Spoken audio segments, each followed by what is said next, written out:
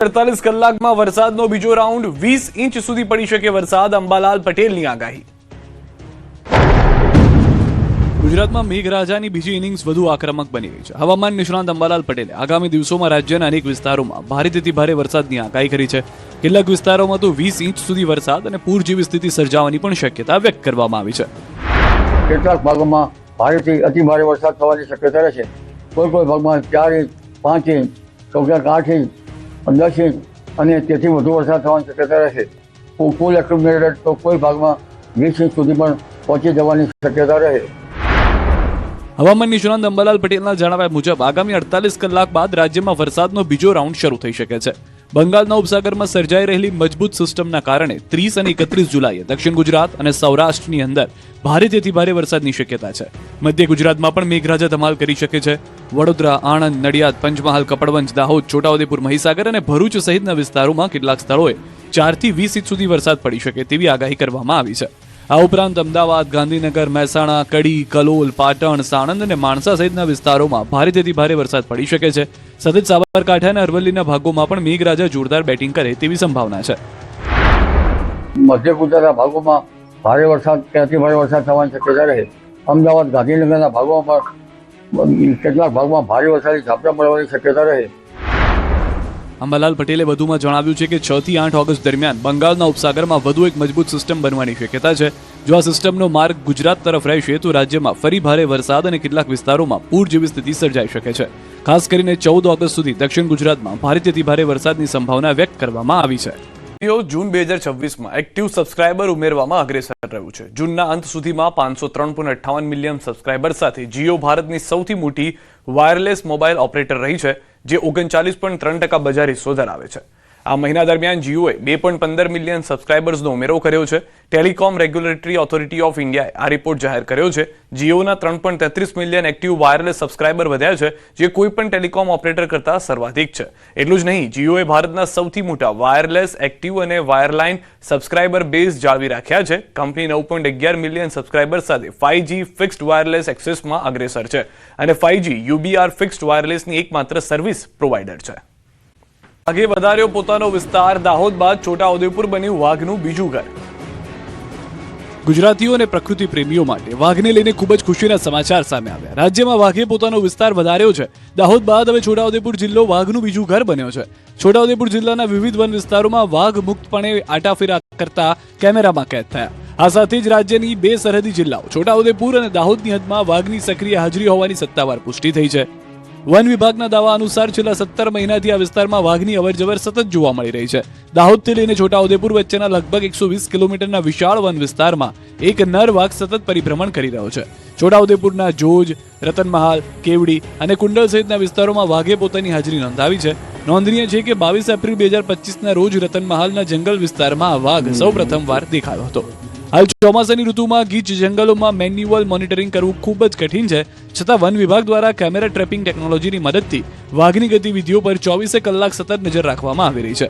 વાઘની સુરક્ષા તેમજ સ્થાનિક ગ્રામજનોની સલામતીને ધ્યાનમાં રાખીને વન વિભાગે આજુબાજુના ગ્રામ્ય વિસ્તારોમાં લોકોને જંગલ સરહદે જતી વખતે જરૂરી સાવચેતી રાખવા અપીલ કરી છે। અમદાવાદમાં કર્ણાવતી ક્લબ દેખાયેલું પશુ દીપડો નહીં શ્વાન હોવાનો ખુલાસો, વન વિભાગે કરી પુષ્ટિ। અમદાવાદમાં કર્ણાવતી ક્લબ પાસે દીપડો નહીં પણ શ્વાન હોવાનો ખુલાસો થયો। કર્ણાવતી ક્લબ પાસે દીપડો દેખાવાની ચર્ચા શરૂ થતા વન વિભાગની ટીમ તાત્કાલિક ઘટના સ્થળે પહોંચી ગઈ હતી। વન વિભાગની તપાસમાં આ પ્રાણી દીપડો નહીં પરંતુ શ્વાન અથવા ઝરખ હોવાનું સામે આવ્યું। અફવાઓ વચ્ચે વન વિભાગની 2 ટીમો દ્વારા આસપાસના સમગ્ર વિસ્તારમાં સઘન સર્ચ ઓપરેશન હાથ ધરવામાં આવ્યું હતું। ઘટના સ્થળે તપાસ કર્યા બાદ આરએફઓ ધનરાજ ચૌધરીએ નિવેદન આપતા જણાવ્યું કે સ્થળ પરથી શ્વાન અથવા ઝરખના ફૂટપ્રિન્ટ મળી આવ્યા છે। મહત્વનું છે કે અત્યાર સુધીમાં શહેરમાં 4 અલગ અલગ જગ્યાએ દીપડો દેખાયો હોવાના મેસેજ વાયરલ થયા, પરંતુ તપાસ દરમિયાન માત્ર એક જ જગ્યાએ દીપડો હોવાના પુરાવા મળ્યા। જોકે સ્થાનિક લોકોની ભયમુક્તિ અને સુરક્ષાને ધ્યાનમાં રાખીને વન વિભાગે સાવચેતીના ભાગરૂપે પાંજરું મૂકી તપાસ ચાલુ રાખી છે। ગુજરાતમાં વરસાદી માહોલ વચ્ચે સાપ અને મગર રહેણાંક વિસ્તારમાં ઘૂસ્યા। ગુજરાતમાં વરસાદી માહોલ વચ્ચે જંગલ અને નદીમાંથી પ્રાણીઓ રહેણાંક વિસ્તારમાં પહોંચ્યા। વડોદરા અને મહીસાગરમાં મગરનું રેસ્ક્યુ કરાયું, જ્યારે સુરતમાં કપિરાજના આતંકી ગ્રામજનોમાં ભય ફેલાવ્યો, જ્યારે મહીસાગરના સંતરામપુરમાં ખેતરમાંથી અજગરનું રેસ્ક્યુ કરાયું। વડોદરાના જોબન ટેકરી વિસ્તારમાં અચાનક રોડ પર મગર દેખાતા વાહન વ્યવહાર થોડા સમય માટે થંભી ગયો। રસ્તા પર મગરને જોઈને લોકોમાં ભારે ફફડાટ મચ્યો। જાણ થતાં વન વિભાગની ટીમે તાત્કાલિક પહોંચી સુરક્ષિત રીતે મગરનું રેસ્ક્યુ કર્યું। મહીસાગરના મુવાડા ગામમાં ડાંગરની રોપણી દરમિયાન ખેડૂતોને ખેતરમાં મગરનું બચ્ચું જોવા મળ્યું. મગર દેખાતા ખેડૂતોમાં ભયનો માહોલ સર્જાયો. વન વિભાગને જાણ કરતા ટીમે સ્થળ પર પહોંચી મગરના બચ્ચાનું સફળ રેસ્ક્યુ કરીને તેને સલામત જળાશયમાં મુક્ત કર્યું. મહીસાગરના સંતરામપુર તાલુકાના ઇન્દ્રા ગામમાં ખેતરમાં અંદાજે 8 ફૂટ લાંબો અજગર દેખાતા ખેડૂત પરિવાર ગભરાઈ ગયો. ઘટનાની જાણ થતા ગામ લોકોના ટોળે ટોળા ઉમટી પડ્યા. વન વિભાગે ભારે જહેમત બાદ અજગરને પકડી સુરક્ષિત રીતે જંગલમાં છોડી દીધો. સુરતના ઉલપાડ તાલુકાના નગોઈ ગામમાં કપિરાજના આતંકથી કલાકો સુધી હાઈ ડ્રામા સર્જાયો. પૂર્વ સરપંચ ગીતાબેનના ઘરે ખાવાનું અને પાણી મળતા કપિરાજ દાદરા પર બેસી રહ્યો, જેના કારણે પરિવારજનોની અવરજવર અટકી ગઈ. વન વિભાગ અને જીવદયા પ્રેમીઓની ટીમે ભારે મહેનત બાદ કપિરાજને સુરક્ષિત રીતે પાંજરે પૂર્યો. પાવાગઢમાં યાત્રાળુઓ માટે રોપવે સેવા આગામી 5 દિવસ સુધી બંધ રહેશે. રોપવેનું સંચાલન કરતી ઉષા બ્રેકો કંપની દ્વારા કરવામાં આવેલી જાહેરાત મુજબ રોપવેના મેન્ટેનન્સ અને ટેકનિકલ ચકાસણીની કામગીરીને પગલે 3 ઓગસ્ટથી 7 ઓગસ્ટ સુધી આ સેવા સંપૂર્ણપણે બંધ રહેશે. મેન્ટેનન્સ કામગીરી પૂર્ણ થયા બાદ 8 ઓગસ્ટથી રોપવે સેવા ફરી રાબેતા મુજબ કાર્યરત થશે. પાટણ જિલ્લાના હારીજમાં ભાજપ શાસિત નગરપાલિકાના હોદ્દેદારોના પતિઓ અને સ્થાનિકોએ ઘેર્યા. વરસાદી પાણીના નિકાલમાં બેદરકારી અને ભ્રષ્ટાચારના આક્ષેપો સાથે સ્થાનિકોએ રોષ ઠાલવ્યો. ભારે વરસાદ બાદ અનેક સોસાયટીઓમાં પાણી ભરાવાની સમસ્યાની કાયમી ઉકેલની માંગ કરી છે. સુરતમાં ખાડીપુરને લઈને લોકો લડી લેવાના મૂડમાં. પર્વત પાટિયાના લોકો ખાડીપુરથી ત્રાહિમામ. ખાડીપુર મુદ્દે મહિલાઓનો હલ્લાબોલ. લોકોના ઘરમાં પાણી ઘૂસતા લાખોનું નુકસાન. જુલાઈમાં એક જ મહિનામાં 2 વખત ખાડીપુરથી લોકો ત્રસ્ત. તંત્ર કોઈ કામગીરી નહીં કરે તો આંદોલનની ચીમકી ઉચ્ચારી. સુરતમાં આવતા ખાડીપુરને લઈને મહાનગરપાલિકા આવી એક્શન મોડમાં. આજથી ખાડીની લંબાઈ, પહોળાઈ, ઊંચાઈ અને ખાડી પર આવેલા દબાણોનો સર્વેની કામગીરી શરૂ કરી. 15 દિવસમાં 2 વખત ખાડીપુરને લઈ સુરતના 40% વિસ્તારને થઈ હતી અસર. જૂનાગઢના વંથલીમાં નગરપાલિકાનો કોર્પોરેટર જુગાર રમતા ઝડપાયો. વોર્ડ નંબર 3ના સદસ્ય નિકુંજ હદવાણી સહિત 6 શખ્સોએ પોલીસે જુગારધામ પરથી ઝડપ્યા છે. વંથલીના બોરડી ચોરા પાસે આવેલા એક મકાનમાં જુગાર રમાઈ રહ્યો હોવાની બાતમીના આધારે પોલીસે દરોડા પાડ્યા હતા. કાર્યવાહી દરમિયાન પોલીસે રોકડ રકમ, મોબાઈલ સહિત કુલ 74,630નો મુદ્દામાલ કબજે કર્યો. કચ્છના કંડલા પોર્ટ પર ગંભીર દુર્ઘટના સર્જાઈ. પોર્ટની જેટીનો એક ભાગ અચાનક તૂટી પડતા સ્થળ પર મોટું ગાબડું પડી ગયું. જેટી તૂટી પડવાને કારણે ખતરનાક ખાડો પડ્યો હતો. પોર્ટ પર કામ કરતા કર્મચારીઓમાં ભયનો માહોલ છે. ઘટનાથી જાણ થતા તંત્ર દોડતું થયું. અમદાવાદના વટવા બીબી તળાવ પાસે થયેલા હિટ એન્ડ રનના કેસમાં આરોપી ઝડપાયો. અકસ્માતમાં રસ્તો ક્રોસ કરી રહેલા વૃદ્ધનું ઘટના સ્થળે જ મોત થયું. બનાવ બાદ ફરાર થયેલા કાર ચાલકને પોલીસે ગણતરીના કલાકોમાં ઝડપી પાડ્યો. આરોપીની ઓળખ 19 વર્ષીય રાહુલ વિજયપાલ યાદવ તરીકે થઈ છે. રાજકોટમાં હાઈકોર્ટની બેન્ચની માંગને લઈને સૌરાષ્ટ્ર અને કચ્છના વકીલોએ આંદોલન વધુ તીવ્ર બનાવ્યું છે. હાઈકોર્ટે બેન્ચની સ્થાપનાની માંગ સાથે વકીલો અર્જન્ટ કેસ સિવાયની તમામ કોર્ટ કાર્યવાહીથી અળગા રહ્યા, જેના પગલે પ્રદેશની અંદાજે 150 જેટલી અદાલતોમાં દૈનિક કામગીરી પ્રભાવિત થઈ છે.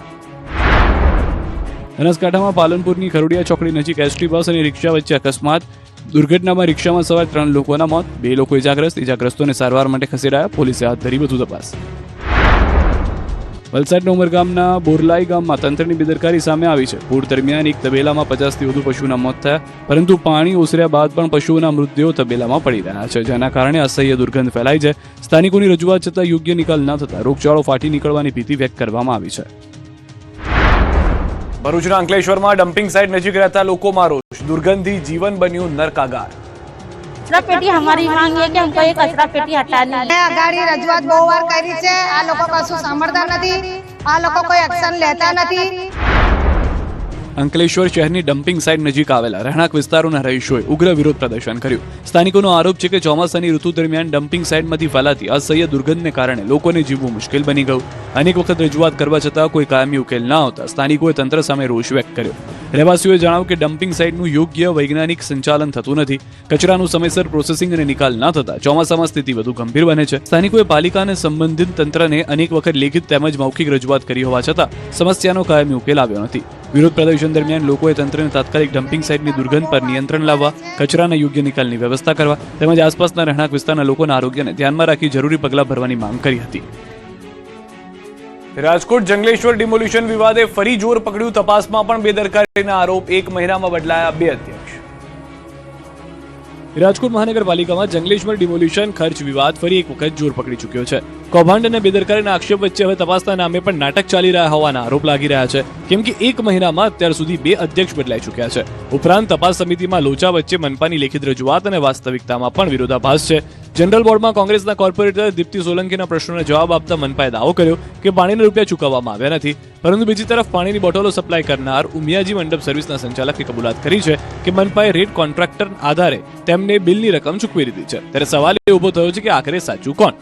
આ કથિત કૌભાંડ સામે આવ્યા બાદ મ્યુનિસિપલ કોર્પોરેશન દ્વારા ઢાંક પીછોડો કરવાનો પ્રયાસ થઈ રહ્યો છે. આક્ષેપો થઈ રહ્યા છે કે જે પાણીની બોટલ બજારમાં હોલસેલ ભાવે માત્ર 2 રૂપિયામાં મળે છે, તેને મનપા વર્ષોથી 8 રૂપિયાના ભાવે ખરીદી રહી છે, જેથી જનતાના ટેક્સના પૈસાનો વેડફાટ ક્યારે અટકશે તેને લઈને પણ સવાલો છે. રાજકોટના જેતપુર અને કચ્છમાં દબાણો પર ફર્યું દાદાનું બુલડોઝર. રાજ્યમાં ગેરકાયદેસર દબાણો સામે તંત્રનું બુલડોઝર ઓપરેશન યથાવત છે. રાજકોટના જેતપુરથી લઈને કચ્છના દયાપર સુધી હાઈવે અને સરકારી જમીન પર દબાણો દૂર કરાયા. રાજકોટના જેતપુરમાં નેશનલ હાઈવે ઓથોરિટી દ્વારા દબાણ હટાવ અભિયાન ચલાવવામાં આવ્યું. જેતપુરના ધારેશ્વર ચોકડીથી તત્કાલ ચોકડી સુધી હાઈવે પર થયેલા ગેરકાયદેસર દબાણો દૂર કરવામાં આવ્યા. હાઈવે ઓથોરિટી દ્વારા અગાઉ નોટિસ આપ્યા બાદ બુલડોઝર ચલાવી અનેક દબાણો હટાવવામાં આવ્યા. દબાણ હટાવવાની કાર્યવાહી દરમિયાન કોઈ અનિચ્છનીય બનાવ ન બને તે માટે સ્થળ પર ચુસ્ત પોલીસ બંદોબસ્ત ગોઠવી દેવામાં આવ્યો. બીજી તરફ કચ્છના દયાપરમાં પણ દબાણો પર તંત્રનું બુલડોઝર ફરી વળ્યું. ગ્રામ પંચાયત અને તંત્રની હાજરીમાં હાથ ધરાયેલા ઓપરેશનમાં કુલ 73 દબાણો દૂર કરવામાં આવ્યા, જેના કારણે 1600 ચોરસ મીટર જેટલી સરકારી જમીન ખુલ્લી કરવામાં આવી. તંત્રના જણાવ્યા મુજબ મુક્ત કરાયેલી જમીનની અંદાજિત કિંમત 3.5 કરોડ રૂપિયા જેટલી છે. સમગ્ર કાર્યવાહી ચુસ્ત પોલીસ બંદોબસ્ત વચ્ચે શાંતિપૂર્ણ રીતે પૂર્ણ કરવામાં આવી હતી. તેલો સાંડ બનીને આવી રિક્ષા વૃદ્ધાને ઉલાળ્યા, મુસાફરોના પણ ઉછળીને પટકાતા દ્રશ્યો જોવા મળ્યા. રાજકોટમાં રિક્ષા ચાલકે વૃદ્ધાને ઉલાળ્યા. અકસ્માતની એક ઘટના સીસીટીવી કેમેરામાં કેદ થઈ. ઘટના 150 ફૂટ રિંગ રોડ પરની છે. અહીં આવેલા આંબેડકર ચોક પાસે અકસ્માત સર્જાયો. સીસીટીવી ફૂટેજમાં જોઈ શકાય છે કે એક વૃદ્ધા રોડ ક્રોસ કરી રહ્યા છે, ત્યારે અચાનક રિક્ષા ચાલકે તેમને જોરદાર ટક્કર મારી. ટક્કર એટલી જોરદાર હતી કે વૃદ્ધા રોડ પર ફંગોળાઈ ગયા અને 5 થી 10 ફૂટ જેટલા ઢસડાઈ ગયા. એટલું જ નહીં, રિક્ષામાં બેઠેલા પેસેન્જર પણ ટક્કરના કારણે હવામાં ઉછળીને નીચે પટકાયા. અકસ્માત બાદ આસપાસના લોકો તાત્કાલિક મદદ માટે દોડી આવ્યા. બીજી તરફ અકસ્માતમાં ગંભીર રીતે ઘવાયેલા વૃદ્ધાને સારવાર માટે સિવિલ હોસ્પિટલમાં ખસેડવામાં આવ્યા છે. સમગ્ર ઘટના સીસીટીવી કેદ થતા હવે પોલીસે અકસ્માત અંગે વધુ તપાસ હાથ ધરી છે. કચ્છમાં 24 કલાકમાં 2 સ્થળે બાઇકની ચોરી. વડોદરાના માંજલપુરમાં ચોરીનો પ્રયાસ નિષ્ફળ. ઘટના સીસીટીવીમાં કેદ. કચ્છના ગાંધીધામમાં વાહન ચોરો બેફામ બન્યા છે. ગાંધીધામના મેઇન બજાર વિસ્તારમાં છેલ્લા 24 કલાકમાં વાહન ચોરીની 2 અલગ અલગ ઘટનાઓ બની. એમબી પટેલ સ્કૂલ પાસે પાર્થ હાઉસ બહારથી અજાણ્યા શખ્સોએ બાઇકની ચોરી કરી, જ્યારે ચાવલા ચોકના પાર્કિંગ વિસ્તારમાંથી પણ એક વાહન ચોરી થયું હતું. વાહન ચોરીની બંને ઘટનાઓ સીસીટીવી કેમેરામાં કેદ થઈ. ફૂટેજમાં ચોરોની હરકતો જોવા મળી રહી છે. પોલીસે ગુનો નોંધી સીસીટીવી ફૂટેજના આધારે ચોરોને ઝડપી પાડવા તપાસનો ધમધમાટ શરૂ કર્યો છે. બીજી તરફ વડોદરાના માંજલપુર વિસ્તારમાં પણ રાત્રિના સમયે ચોરીના પ્રયાસની ઘટના સામે આવી. પાર્થભૂમિ 2 વિસ્તારમાં 3 શખ્સો બાઇક પર આવી ચોરીનો પ્રયાસ કરતા સીસીટીવીમાં કેદ થયા. જોકે સ્થાનિકો જાગી જતા ચોરો ઘટના સ્થળેથી ફરાર થઈ ગયા હતા. વાહન ચોરીની ઘટનાઓ વધતા રાત્રિના સમયે પોલીસ પેટ્રોલિંગ વધારવા માંગ ઉઠી છે. માછીમારોને આપ્યો કરોડોનો આર્થિક ઝટકો, 5 બોટ નષ્ટ થઈ. વલસાડ જિલ્લામાં આવેલા વિનાશકપુરે જ્યાં જુઓ ત્યાં વિનાશના દ્રશ્યો સર્જ્યા છે. જિલ્લાના વિક્રમજનક ભારે વરસાદ બાદ મધુબન ડેમમાંથી છોડાયેલા અંદાજે 3 લાખ ક્યુસેક પાણીના કારણે દમણગંગા નદીએ રૌદ્ર સ્વરૂપ ધારણ કર્યું. દમણગંગાના ધસમસતા પ્રવાહે દમણના જેટી કિનારે સૌથી વધુ તબાહી સર્જી છે. દાવો છે કે જેટીનું કામ ચાલુ હોવાથી માછીમારોએ દમણગંગા નદીમાં બોટ પાર્ક કરી હતી. જોકે દમણગંગાના રૌદ્ર રૂપે કેટલાય માછીમારોની રોજીરોટી છીનવી લીધી. અહીં લંગારેલી 70 થી વધુ ટ્રોલર બોટોને ભારે નુકસાન પહોંચ્યું, જ્યારે 10 થી વધુ મોટી બોટો પૂરના પ્રવાહમાં તણાઈ ગઈ.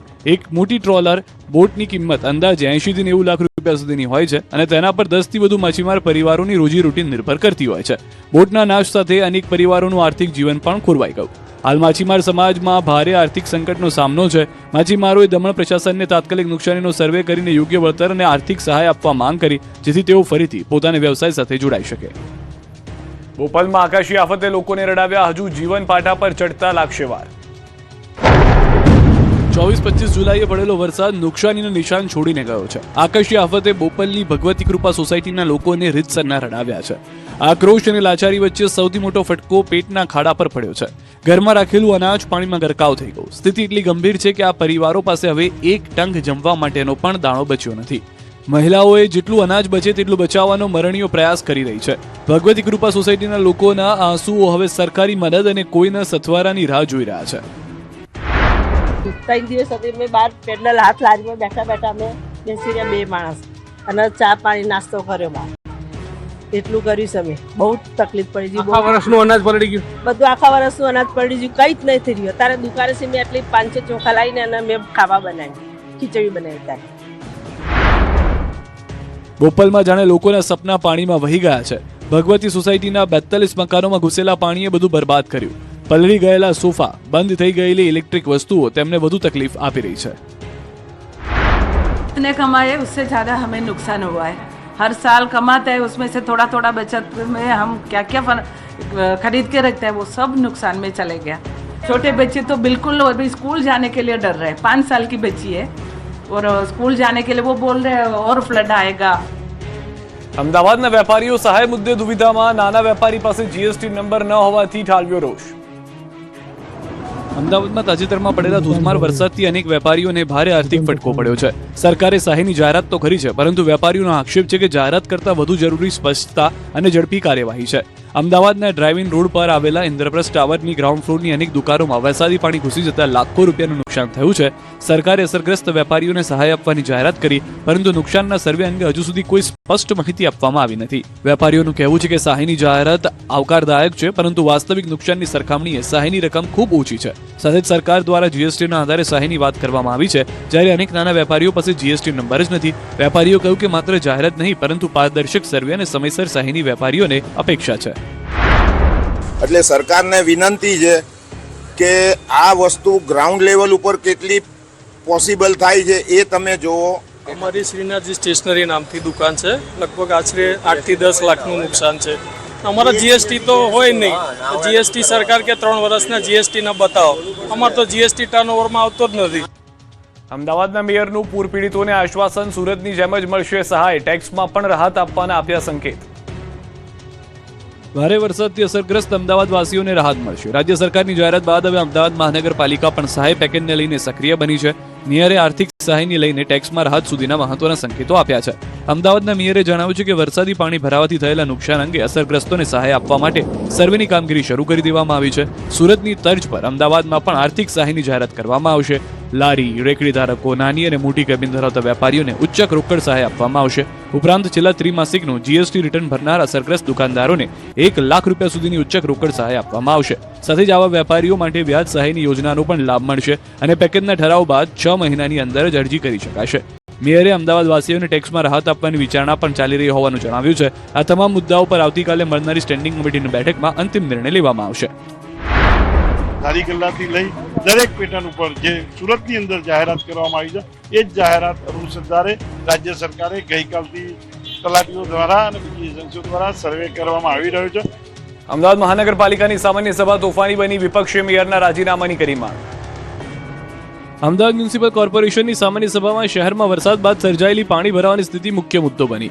મેયર હિતેશ બારોટની અધ્યક્ષતામાં મળેલી બેઠકમાં સત્તાપક્ષ અને વિપક્ષ વચ્ચે જોરદાર આક્ષેપ પ્રત્યાક્ષેપ થયા. કોંગ્રેસના પૂર્વ વિપક્ષ નેતા શહેજાદ ખાન પઠાણે શહેરમાં પાણી ભરાવા માટે તંત્રને જવાબદાર ઠેરવી અને મેયર તેમજ મ્યુનિસિપલ કમિશનરના રાજીનામાની માંગ કરી. સાથોસાથ પાણીથી અસરગ્રસ્ત વિસ્તારોમાં રહેવાસીઓ અને વેપારીઓ 1 વર્ષ માટે પ્રોપર્ટી ટેક્સમાં રાહત આપવાની પણ રજૂઆત કરી. વિપક્ષના આક્ષેપોનો પલટવાર કરતા સત્તાપક્ષે જણાવ્યું કે શહેરમાં પડેલા રેકોર્ડ બ્રેક વરસાદ છતાં મોટાભાગના વિસ્તારોમાંથી માત્ર 8 જ કલાકમાં પાણીનો નિકાલ કરી દેવાયો. તંત્ર અને એએમસીની ટીમોએ રાત દિવસ સતત કામગીરી કરીને નાગરિકોને રાહત પહોંચાડી. આ મામલે એએમસી કમિશનર બંછાનિધિ પાનીએ સ્પષ્ટતા કરતા જણાવ્યું કે અમદાવાદના ઇતિહાસમાં ક્યારેય ન નોંધાયો હોય એટલો વરસાદ પડ્યો હતો. આમ છતાં મ્યુનિસિપલ તંત્રે સમયસર અને આયોજનબદ્ધ કામગીરી કરીને પરિસ્થિતિને પૂરી રીતે નિયંત્રણમાં રાખી હતી. આમ વરસાદી પાણીના નિકાલ અને કામગીરી મુદ્દે બંને પક્ષો વચ્ચે ઉગ્ર ચર્ચા થઈ હતી.